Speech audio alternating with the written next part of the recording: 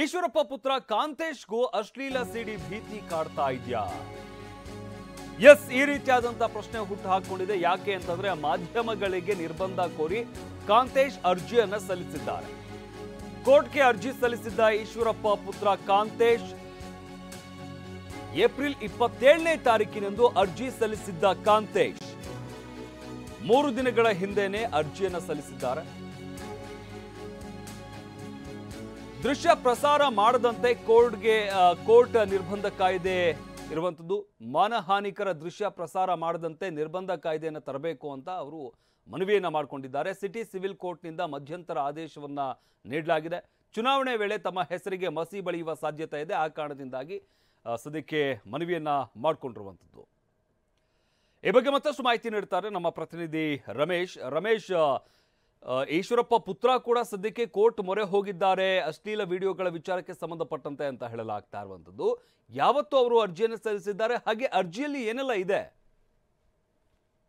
ಶಮಂತ್, ಪ್ರಜ್ವಲ್ ರೇವಣ್ಣ ಅವರ ಒಂದು pen drive ಹೊರಗಡೆ ಬರ್ತಿದ್ದ ಹಾಗೇನೆ ಈಗ ಬೇರೆ ರಾಜಕಾರಣಿಗಳು ಕೂಡ ಈಗ ಕೋರ್ಟ್ ಮೊರೆ ಹೋಗೋದಕ್ಕೆ ಶುರು ಮಾಡಿದ್ದಾರೆ. ಈಗ ಕೆ.ಇ. ಕಾಂತೇಶ್ ಈಶ್ವರಪ್ಪನವರ ಪುತ್ರ ಅವರು ಕೂಡ ಈಗ ಏಪ್ರಿಲ್ 27ನೇ ತಾರೀಕು ಒಂದು ಅರ್ಜಿಯನ್ನು ಸಲ್ಲಿಸಿದ್ದಾರೆ ಬೆಂಗಳೂರಿನ ಸಿಟಿ ಸಿವಿಲ್ ಕೋರ್ಟ್ಗೆ. ಆ ಅರ್ಜಿಯಲ್ಲಿ ಅವ್ರು ಹೇಳ್ತಿರೋದೇನಂತಂದ್ರೆ, ಈ ಹಿಂದೆ ಅವರಿಗೆ ಒಂದು ಪ್ರೋಮೋವನ್ನ ಯಾರೋ ಕಳಿಸಿದ್ದಾರೆ.